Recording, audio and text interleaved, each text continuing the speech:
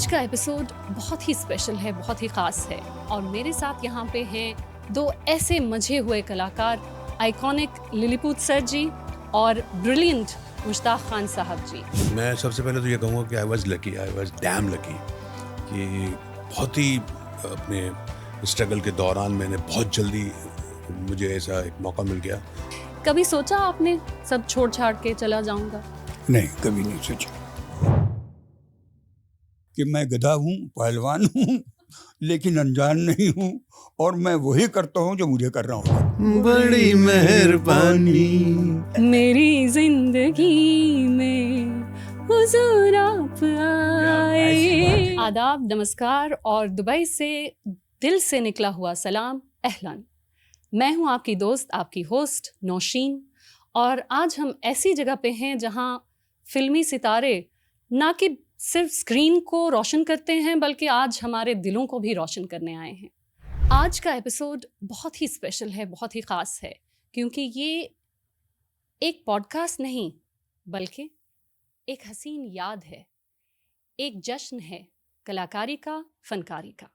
और मेरे साथ यहाँ पे हैं दो ऐसे मजे हुए कलाकार जिन्होंने हर जनरेशन के साथ अपना कनेक्ट एक फैंटास्टिक तरीके से बनाया है पिछले 3 दशक से। हमारे बचपन से लेके हमारे अडल्टहुड तक ये हमें एंटरटेन करते आए हैं और अभी भी क्या ही कहने इनके आइकॉनिक लिलीपुत सर जी और ब्रिलियंट मुश्ताक खान साहब जी। आदाब। आप ये कह सकती हैं कि 1.5 मतवाले आए हैं। लिलीपुत सर जी दिखते तो छोटे से हैं लेकिन टैलेंट का समंदर हैं, और मुश्ताक खान जी का क्या कहना, दिखते तो बड़े हैं, बट है टैलेंट। कॉमिक टाइमिंग ज़बरदस्त है इनकी। बिल्कुल, तो आपका खैर मकदम है हमारे इस प्रोग्राम में। आज ये दोनों मजे हुए कलाकार हमारे साथ आज आए हैं एक प्ले का आगाज़ करने। यहाँ एक प्ले के सिलसिले में आए हैं दुबई में, जिसका नाम है पहले आप।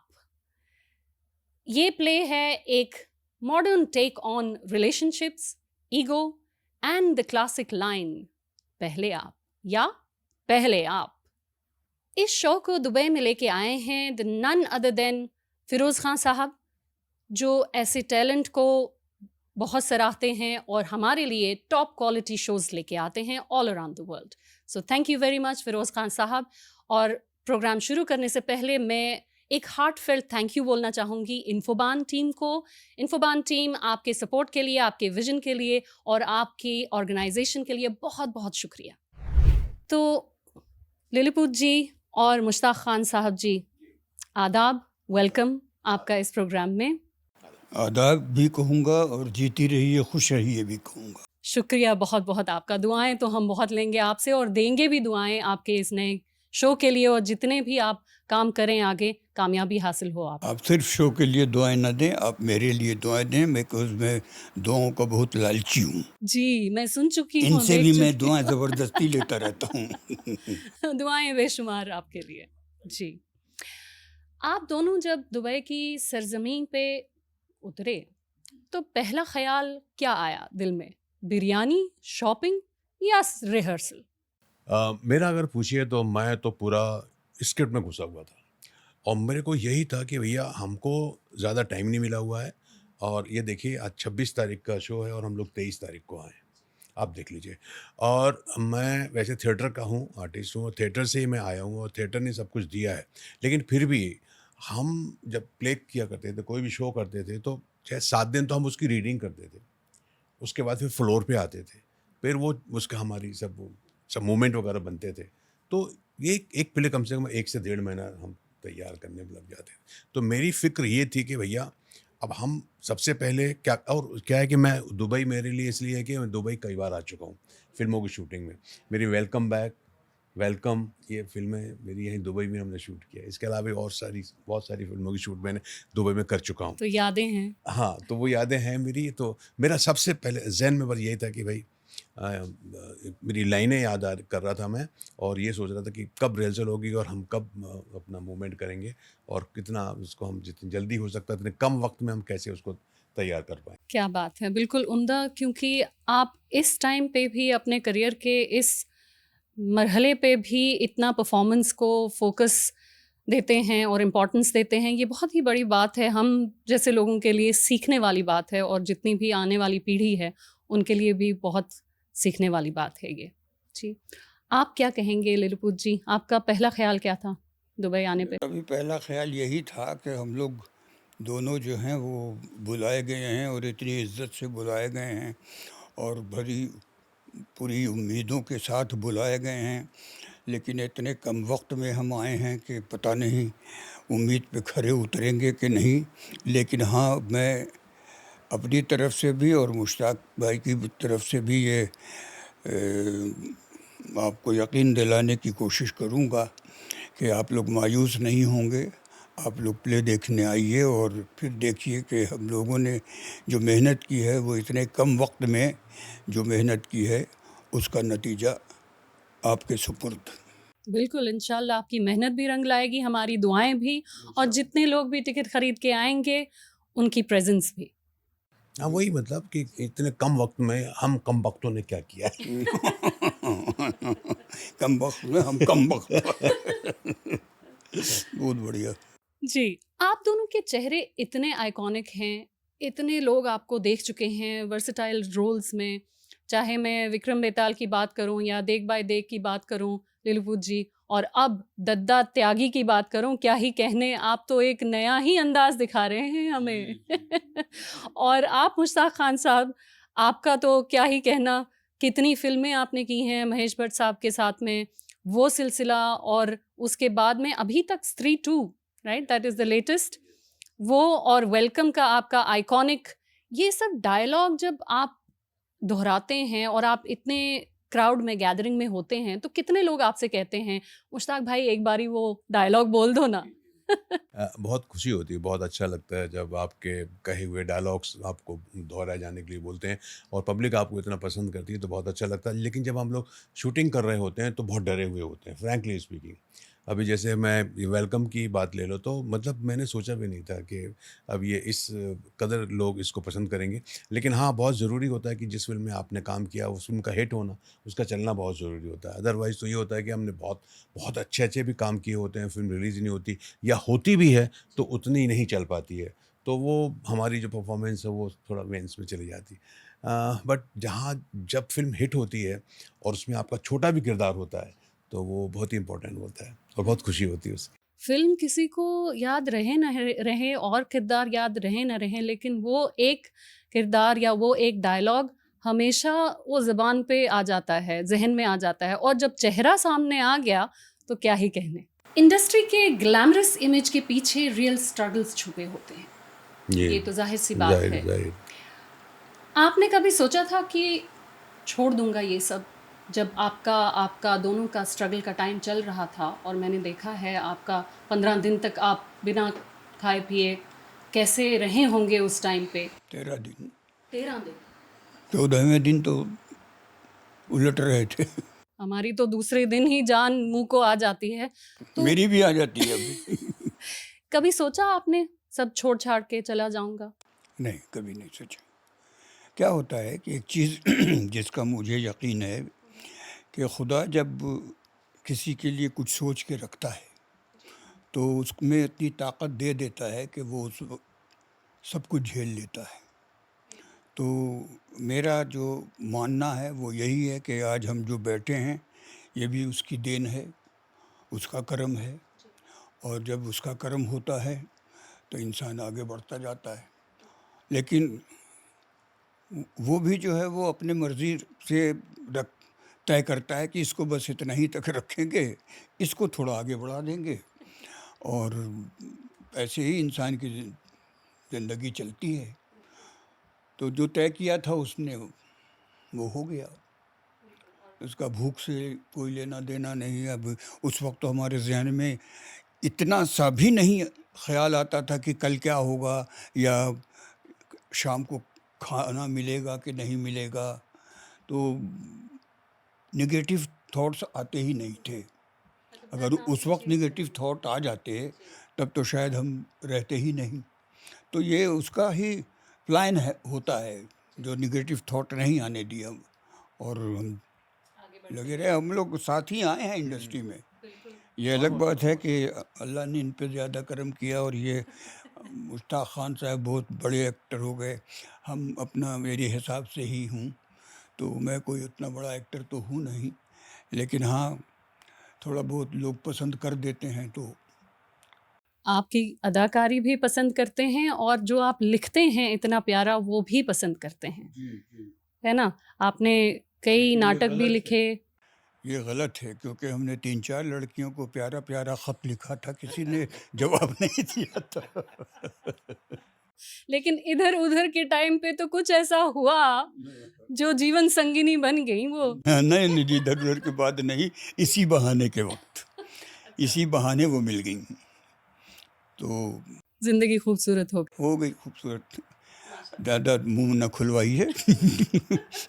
शादी के बाद ज़िंदगी खूबसूरत होती है, होती है। Very well. कहते हैं ना कि बीवी की खिदमत पे शौहर हो जाता है आधा, फिर भी बीवी बोले रब्बा किसके पल्ले बांधा।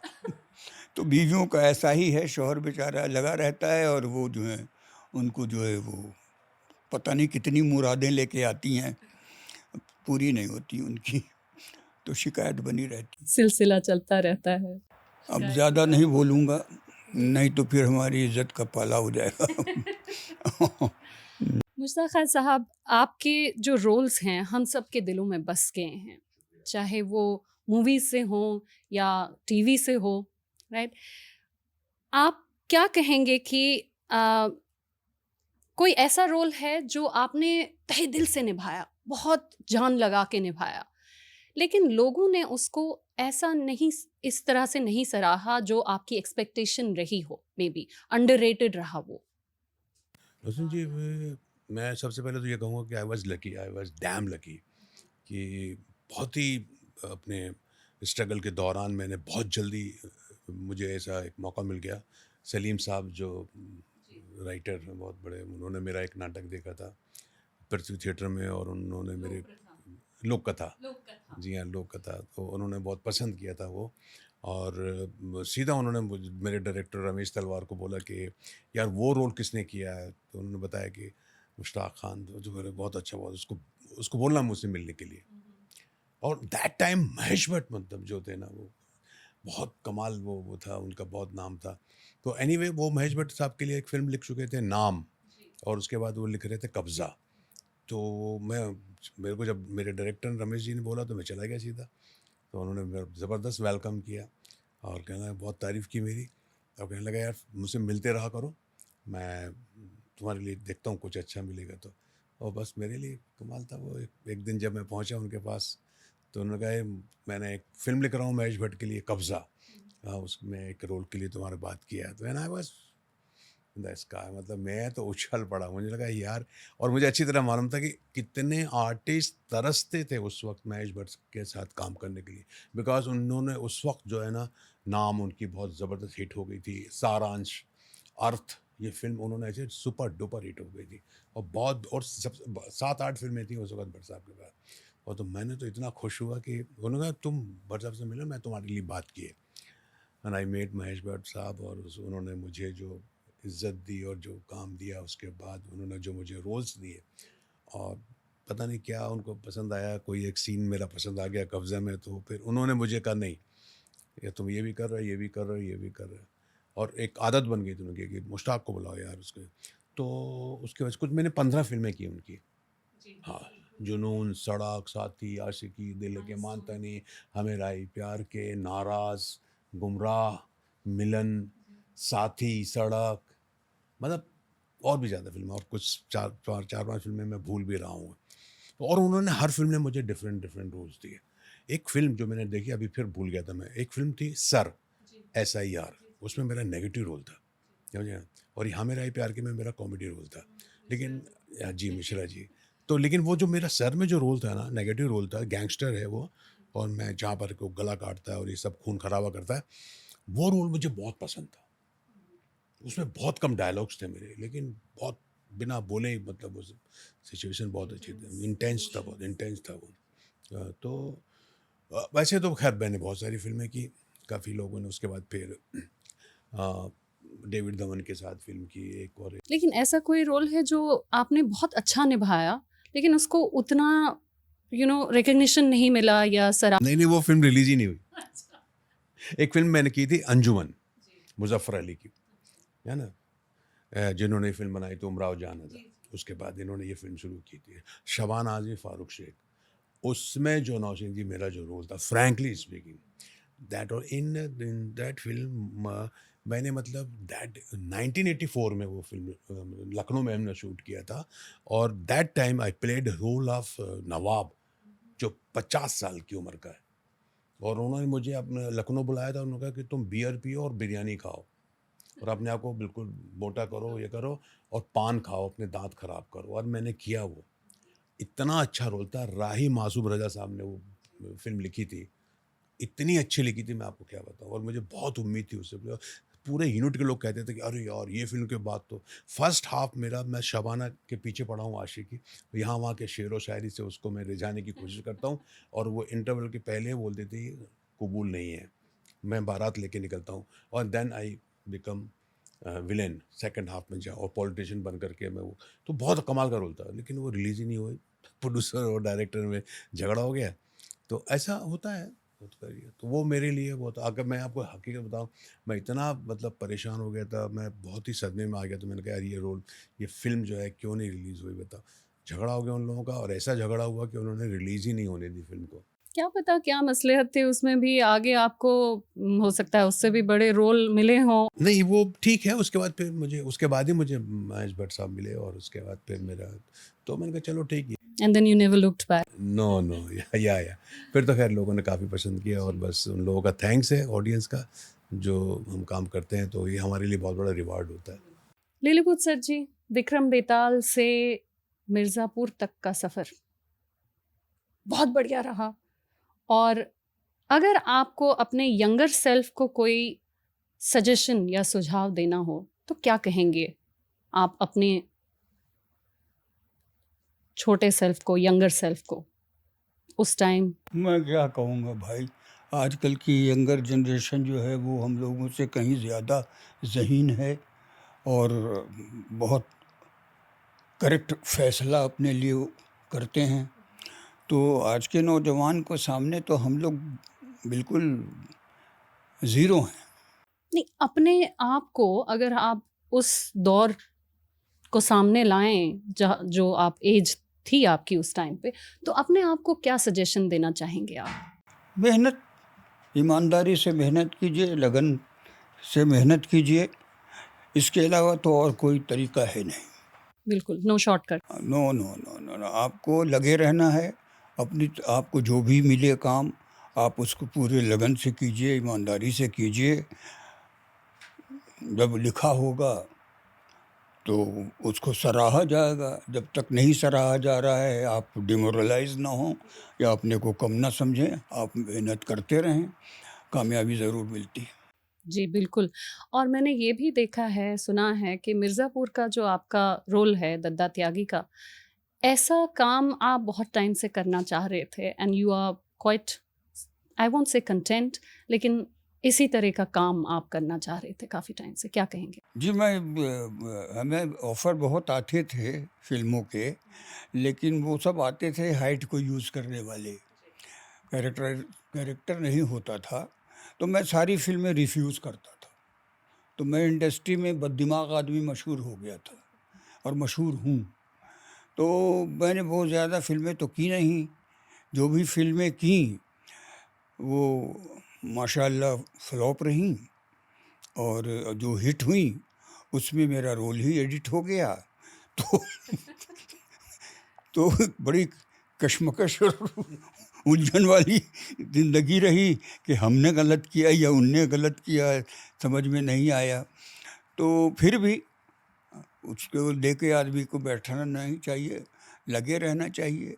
और मिर्ज़ापुर के दद्दा त्यागी का जहाँ तक सवाल है, तो वो अपने आप मुझे जो है फ़ोन आया और हम चले गए, और हमारा कॉस्ट्यूम वॉस्ट्यूम भी हो गया, लुक टेस्ट हो गया। उसके बाद बताया गया कि फ़लाँ तारीख़ को की शूटिंग है। फ़लाँ तारीख़ को हम पहुंच गए, और बताया गया कि ये है, तो इसको कहिए आपके एक सुर लग जाता है। तो अल्लाह का करम रहा, उस वक्त सुर लग गया मेरा, तो वो लोगों को बहुत पसंद आया। मुझे तो नहीं लगा था कि इतना पसंद आएगा लोगों को और यंगस्टर्स को। आजकल तो ख़ास करके अरे ये क्यों हिल रहा है, तो आजकल के यंगस्टर्स को तो जो है वो पसंद आ गया। यही मेरी बहुत बड़ी कामयाबी है, क्योंकि हमने जितना किया इधर उधर किया, इसी बहाने किया, इंद्रधनुष किया, देख भाई देख किया, लेकिन वो रिस्पॉन्स जो अब मिल रहा है दद्दा त्यागी को, वो रिस्पॉन्स उस वक्त तक नहीं मिल रहा था। हालांकि मैं तो काम अपनी तरफ से ठीक ही कर रहा था, लेकिन वो वही है जो मैंने आपको बताया, उसने जब डिसाइड किया हुआ होता है तभी कुछ होता है। तो अब जो है लोग, तो आपको लगता है कि ओटीटी अगर उस ज़माने में होता जब आपने शुरुआत की थी अपने करियर की, फिल्मी करियर की या नाट्य करियर की, उस टाइम पे अगर ओटीटी होता तो कुछ अलग होती आपकी जर्नी, एक्सपीरियंस? हो सकता है, कह नहीं सकते, क्योंकि जब जो होना होता है तभी होता है। ओटीटी उस वक्त नहीं हुआ, अब हुआ, और हम भी अब हुए, तो उसके लिए हम लोग जो है वो बोल सकते हैं, फेंक सकते हैं बहुत ज़्यादा, लेकिन सच्चाई यही है कि जो कि पेशानी पे लिखा है वो पेशानी है। बहुत मज़ेदार बात कही आपने, जो कि पेशानी पे लिखा है वो पेश आनी है।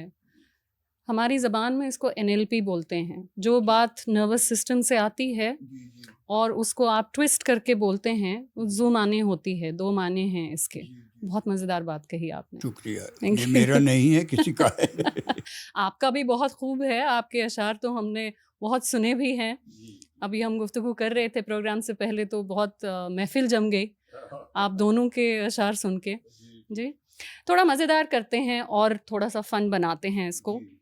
आपको अगर एक दूसरे का इंट्रोडक्शन देना होगा, एक दूसरे के फ़ेवरेट कैरेक्टर के बारे में, तो कैसे देंगे एक दूसरे का इंट्रोडक्शन? लाइक आप इनका इंट्रोडक्शन देंगे लेकिन इनके फ़ेवरेट कैरेक्टर को लेके, और आप इनके फ़ेवरेट कैरेक्टर को लेके इनको इंट्रोड्यूस करेंगे। कैसे करेंगे आप? ये तो बहुत आसानी से कह देंगे, क्योंकि गिने चुने रूल हैं मेरे। मैं क्या कहूँगा इनको, इतने सारे इन्होंने कैरेक्टर किए हैं और सारे अच्छे किए हैं, तो मैं इनके बारे में तो मैं कुछ नहीं बोलूँगा। एक आध जो ये आइकॉनिक खुद ही बोले। देखिए, मैं आपको बताऊं नौशीन जी, मैं फिल्मों की बात नहीं कर रहा हूँ, मैं तो इनको थिएटर से जानता हूँ। मेरी इनकी मुलाकात थिएटर से हुई थी, जब हम लोगों ने एक प्ले किया था, पहला दावत। एक प्ले था, जबकि हमने फिल्में किसी ने नहीं की थी, और हम इंस्टीट्यूट में थे और इन्हें बुलाया गया था। हमारे एक इंस्टीट्यूट से हमारे जो इंस्ट्रक्टर थे मिस्टर विक्रांत माथुर, जो हमको पढ़ाते थे, तो उन्होंने दावत, हम लोगों ने एक दावत प्ले करते हैं, तो इनको बुलाया गया था वहाँ। तो मैं तब से इनका फ़ैन हो गया था, फ्रैंकली स्पीकिंग। जो इनकी टाइमिंग थी और जो भी इनका कट था, जैसे भी जो उन्होंने यूज़ करते थे, वो मार्वलस था उसमें, समझे ना। तो मेरी इमेज तो वो है। ये आपकी एक इमेज बनती है ना किसी भी आर्टिस्ट के साथ। आप पहले आप उसका होता है, उसके बाद आप फ्रेंड बनते हैं, दोस्त बनते हैं, पहचान होती है। लेकिन सबसे पहले जब आप देखते हैं, फर्स्ट जब आप परफॉर्मेंस देखते हैं, तो वो जो इम्प्रेशन होता है, तो उसके बाद तो खैर उन्होंने बहुत सारी फ़िल्म की, हुकूमत फ़िल्म की थी इन्होंने, सागर फ़िल्म की थी, और मैंने इनसे पूछा भी था, तो इन्होंने कहा था, यार मेरा क्या बताऊँ, मैं किसी को बोलता नहीं हूँ, लेकिन हकीकत ये है कि एडिट हो गया। मेरा ख्याल है सागर फ़िल्म में इनका रोल काफ़ी एडिट हुआ था। कमला हसन की एक फ़िल्म थी, उसका नाम याद नहीं आ रहा। सागर वही सेम फिल्म थी। तो ये उसका बड़ा मजेदार किस्सा है। उसमें मैं गूंगा था, मेंटली रिटायर्ड गूंगा।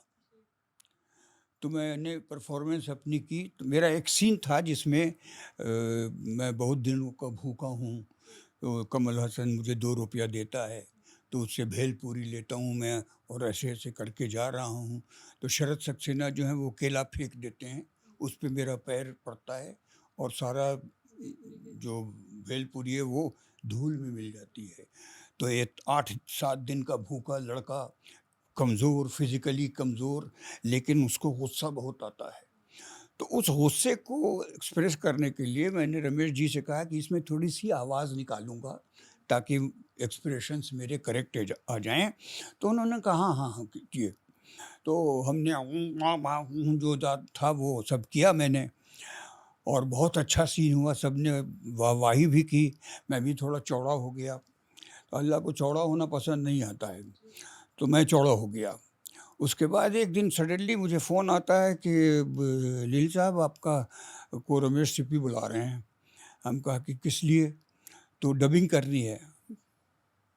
गूंगा कब से डबिंग करने लगा भाई? हम पसो पेश में पड़ गए कि गूंगा डबिंग कर क्या करेगा? अब जाना था, गए। तो उन्होंने पहले पूरी फ़िल्म दिखाई, तो एक सीन गायब, 2 सीन गायब, जो था मेरा पसंदीदा सीन वो भी गायब। तो हमने उनकी तरफ देखा, क्या है ये? तो बोले देखो क्या होता है कि फ़िल्म की जब लेंथ बढ़ती है तो कैरेक्टर्स के सीन कटते हैं हीरो हीरोइन के सीन नहीं एडिट होते हैं। तो क्या करना है, तो सब जगह जो एक्सप्रेशन है ना, उसमें जो आवाज़ आपने उसमें निकाली थी, उस आवाज़ में रिएक्शंस दे दीजिए। तो गूंगे ने डबिंग की, ये भी एक समझिए तो तवारीख में लिखी जाने वाली बात है। गूंगे ने डबिंग की। मज़ेदार किस्सा है, लेकिन सीख भी है इसमें, बिल्कुल। अब अगेन बात करते हैं वो फ़ेवरेट कैरेक्टर की। अगर आपको अपने फ़ेवरेट कैरेक्टर को इंट्रोड्यूस करना हो तो कैसे करेंगे? एक दूसरे को तो आपने बखूबी एक दूसरे की कहानी बता दी, किस्से बता दिए, लेकिन एक दूसरे को इंट्रोड्यूस करना होगा। ये मुश्ताक खान हैं, मेरे भाईजान हैं और बहुत ही मासूम अनजान हैं, नादान हैं, और इनको जो कहा जाता है ये वही करते हैं, ये अपनी वाली नहीं करते। मैं इनकी तरफ से अपना इंट्रोडक्शन दूं कि मैं गधा हूँ, पहलवान हूँ, लेकिन अनजान नहीं हूँ, और मैं वही करता हूँ जो मुझे करना होता है। वाह! क्या बात है, क्या बात है। हो गया। अच्छा, एक सवाल, अब इख्तिताम को पहुँच रहा है हमारा प्रोग्राम। सूरत वर्ड है अच्छा। इख्तिताम, मज़ा आ गया। Thank you. तो बात करते हैं पहले आपकी। पहले आपकी असल जान क्या है? बिना स्पॉइलर दिए आप थोड़ा-सा थोड़े से अल्फाज़ में बता दीजिए कि क्या मैं ही बताऊं। पहले आपकी जो खूबसूरती है वो 40s 30s की का माहौल है, जिस वक्त नवाबों और राजाओं का, राय साहबों का दौर था। लेकिन इस पहले आप में जो है वो उकसाया जाता है उनको दंगा करने के लिए, हिंदू मुस्लिम दंगा करने के लिए, और राय साहब में और नवाब साहब में दोस्ती बहुत है। तो वो जो है, इनके कहने से नवाब साहब जो हैं वो हिंदू साहिबान को कत्ल करने का फैसला करते हैं, और राय साहब जो हैं वो मुसलमान नवाब साहब का कत्ल करना चाहते हैं। लेकिन जब दोनों आमने सामने होते हैं तो पहले वार कौन करे, इसी पे हो जाता है पहले आप। तो ये जो तहज़ीब थी, ये जो लगाव था, ये जो मोहब्बत थी, ये पहले आप जो है वो उसी का नतीजा थी। ये जो इसको तहज़ीब जो कहते हैं जिसको, तो पहले आप वो लोग करते रह गए, और वो हुआ नहीं जो हम लोगों ने चाहा था। आग लगाने हम ही लोग गए थे, ये भी गए थे, हम भी गए थे। तो खूबसूरती उसकी यही है कि वो उस वक्त के माहौल को, उस वक्त की तहज़ीब को उन्होंने इस तरह से पेश किया है राइटर ने। तो वो थॉट बहुत अच्छा लगा था हमें, तो इसीलिए हम तैयार भी हुए। शुक्रिया बहुत-बहुत ये स्नीक पीक देने के लिए हमको। जो प्ले कल आ रहा है, और आपको बहुत-बहुत शुभकामनाएँ, बधाई हमारी तरफ से, और दुआएँ भी कि ये प्ले बहुत कामयाब हो, दुनिया के हर कोने में पहुँचे। और इसी के साथ मैं फिर से इन्फोबान का शुक्रिया अदा करना चाहूँगी, उनकी तमाम टीम का, कि उन्होंने हमारी मार्केटिंग पार्टनरशिप करके इस प्ले को, आपके नाम को, आपके काम को और ज़्यादा आगे दुबई के हर कोने में पहुंचाया। बहुत शुक्रिया इन्फोबान का। कुछ कहना चाहेंगे आप उनके बारे में? कहेंगे बहुत शुक्रिया, बड़ी मेहरबानी। बस आगे नहीं। मेरी जिंदगी में हुजूर आप आए। क्या बात है, बातें ना करिए। हम जो हैं वो ना सच्चाई नहीं बताएंगे। एक आखिरी सवाल आप दोनों से, अगर मुश्ताक खान साहब को एक विलन का रोल दिया जाए और आपको एक सुपर हीरो का, तो क्या नाम होगा उस फिल्म का, सीरीज का या प्ले का? उल्लू के पट्टे। बड़ा मुश्किल है, बहुत मुश्किल है। विलेन तो मतलब अब सोच, पता नहीं क्यों फितरत में ही नहीं है, फितरत में नहीं है। जब मैं महेश भट्ट साहब के साथ था तो मैंने उनसे कुछ ऐसी फिल्में बन रही थी तो मैंने कहा सर मैं, अरे भैया तुम चुप रहो यार, तुम चुप रहो, तुमसे नहीं होगा ये, तुम नहीं कर पाओगे ये सब, तुम्हें है ही नहीं, तुम में अंदर तुम्हारी फितरत ही नहीं है, तुम कर ही नहीं सकते। उसके लिए क्या कमीनगी चाहिए कुछ।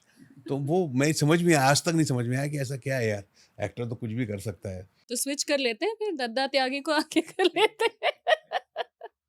बखूबी निभाए हैं आपने, जो भी रोल किए हैं, जो भी किरदार निभाए हैं आप दोनों ने। हम बड़े हुए हैं उन किरदारों को देख के, इतना सीखे। और आपको बता दूं कि हमसे जब भी सब मिलते हैं तो कहते हैं कि सर आपको देख देख के तो हम बड़े हुए हैं। तो मैं ये कहता हूँ कि तुम तो बड़े हो गए हो भाई, हम तो आपके तो कारनामे बड़े हैं, ख्याल बड़े हैं, दिल बड़ा है। सही कहा, सही कहा, ये बिल्कुल बात सही तो कहा। आपने बहुत सच्ची कही है, और आपसे सच्चा इंसान मैंने आज तक देखा भी नहीं। बहुत शुक्रिया आपका, नवाजिश। और फिर से एक बारी आपको बहुत दिली तमन्ना है हमारी कि ये प्ले जो है, जिसकी भी मेहनत लगी है, चाहे बैक एंड पे, फ्रंट एंड पे, आप लोगों की बहुत कामयाब हो। फिरोज भाई हैं और डायरेक्टर हैं इसके, मिनाज भाई हैं, ये लोग, इन लोगों ने बहुत मेहनत की और रियली बहुत मेहनत की है। और हमसे भी जितने, इन कम दिनों में जितनी मेहनत हम लोग कर सकते हैं हम लोग करेंगे। और बस यही है कि बस प्ले बहुत अच्छा हो जाए और उनकी मेहनत कामयाब, खासकर उन लोगों की मेहनत जो, इन लोगों ने ज़्यादा मेहनत। हम लोगों से ज़्यादा तो मेहनत इन्हीं लोगों ने की है ना, इकट्ठा करना, ये सारा उनमें से इंतज़ाम देखिए, करना। इतने लोग हैं, वो एक्टिंग भी कर रहे हैं, किरदार भी निभा रहे हैं, और सारा प्रोडक्शन का काम, हमें लाना ले जाना, हम लोगों ने क्या खाया क्या नहीं खाया, ये सारी चीज़ें देख रहे हैं हमारे, प्रॉपर्टीज वो सब, ये सर ये आपके कपड़े हमारे। और फिर वो हम लोग नहीं थे तब तक उन्होंने रिहर्सल की तो हमारी प्रॉक्सी की है, हाँ, लिली भाई के लिए वो बच्चा, मैं। और उसके बाद जब वो हमारी प्रॉक्सी करते थे तो हमसे ऐसा माफ़ी मांगते थे कि सर हम आपको, मैं भैया नहीं, आप करो, एक्टर हो, आप भी करते हो, रिस्पेक्ट है। तो रियली बहुत बहुत मैं उनकी तारीफ़ करूँगा, सारे प्रोडक्शन की, उन लोगों की, कि उन लोगों ने बहुत काम किया। और आई थिंक कि अल्लाह ज़रूर उनकी सुनेगा और ये प्ले। बिल्कुल, इंशाल्लाह इंशाल्लाह, हमारी भी दुआएं हैं। और शुक्रिया बहुत आपका, वक्त, हमने कीमती वक्त यहाँ पे आपने सर्व किया हमारे साथ, हमें कुछ सिखाया भी, मज़े भी कराए, अपनी कहानियाँ सुना के यादें भी दे गए आप हमें। अगली बार तक, जब तक हम मिलते हैं, तब तक अल्लाह हाफिज़। अल्लाह हाफिज़। और थैंक यू सो मच, बहुत धन्यवाद।